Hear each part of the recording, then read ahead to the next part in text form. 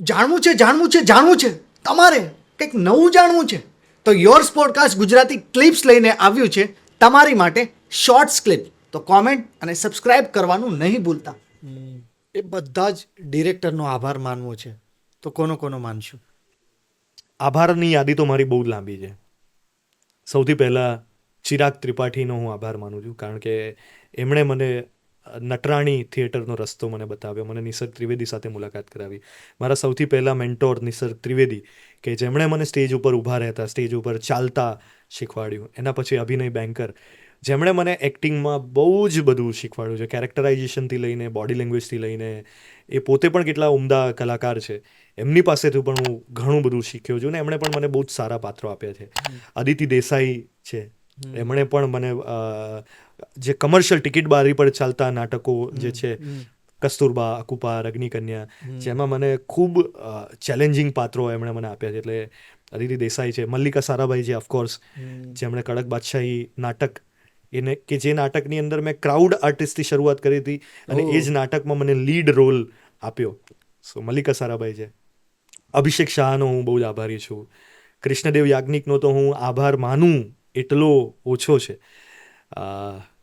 વિશાલ વડાવાલાનો હું ખૂબ આભારી છું.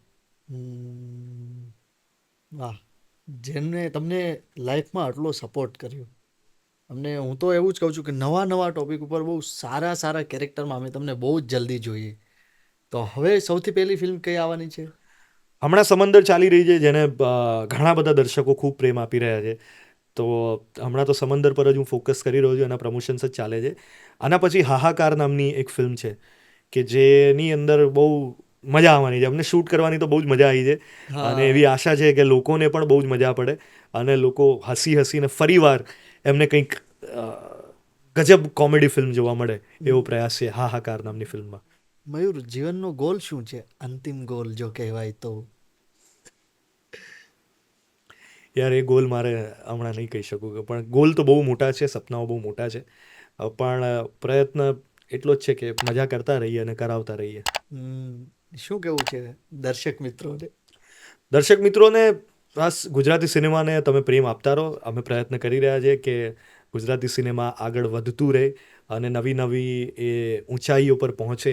તો એના માટે અમારા પ્રયત્નો ચાલુ છે. તમે પણ આપણી ભાષાને, આપણા ગીતોને, આપણી ફિલ્મોને, આપણા સાહિત્યને પ્રેમ કરતા રહો, કે જેથી કરીને આપણી ભાષા એક અલગ જ લેવલ પર પહોંચે.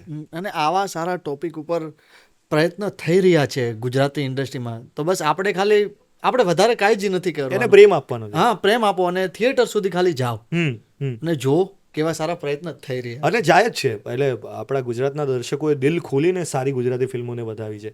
એટલે મને તો ગુજરાતી દર્શકોનો વાંક જરાય નથી લાગતો.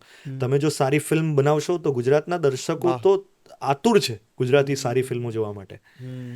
એટલે સારી ફિલ્મોને ગુજરાતી દર્શકો વધાવે જ છે. વાહ, અને વધાવશે જ.